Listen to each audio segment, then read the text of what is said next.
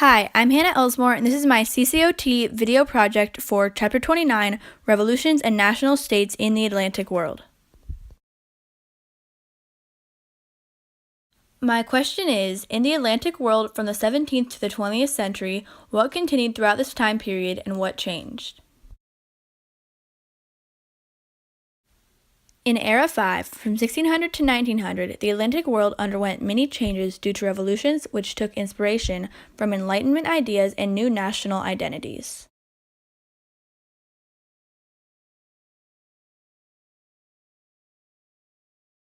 My thesis statement is, from 1600 to 1900, the Atlantic world was changing because many states began declaring their independence and a new revolutionary time period began. However, Enlightenment ideas continued to spread. My first change is that many states began declaring their independence.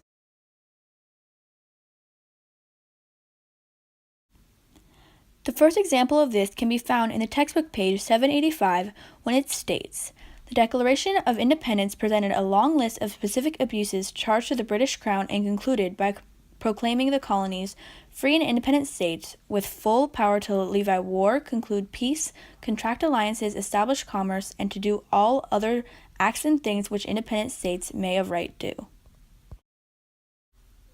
This shows that the Americans felt that they had the right to become an independent state due to the fact that they were being mistreated by the British government. In the Declaration of Independence, which is on the screen now, they wrote about their feelings and why they knew they had the right to become an independent state.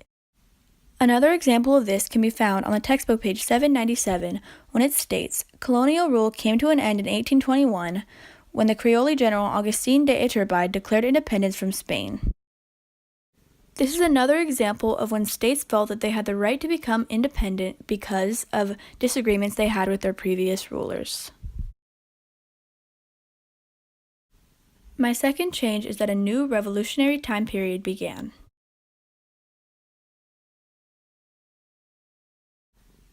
Another example of this is on the textbook page 801 when it states, "Nevertheless, the end of the slave trade doomed the institution of slavery in the Americas. In Haiti, the end of slavery came with the revolution." On textbook page 798, it says, "Whereas the American and French revolutions guaranteed political and legal rights to white men, social reforms sought to extend these rights to women and slaves of African society." Both these examples show that during this time period, many people decided to fight for rights which were never given before.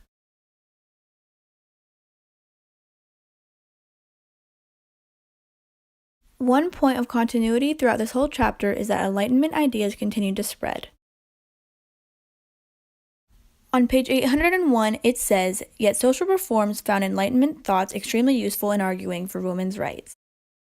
Additionally, on page 784, it stated, "Revolutionary leaders in Europe and the Americas readily adopted Enlightenment ideas when justifying their efforts to overhaul the political and social structures they inherited." This shows that many revolutionary leaders took inspiration from Enlightenment thinkers such as Voltaire and Rousseau.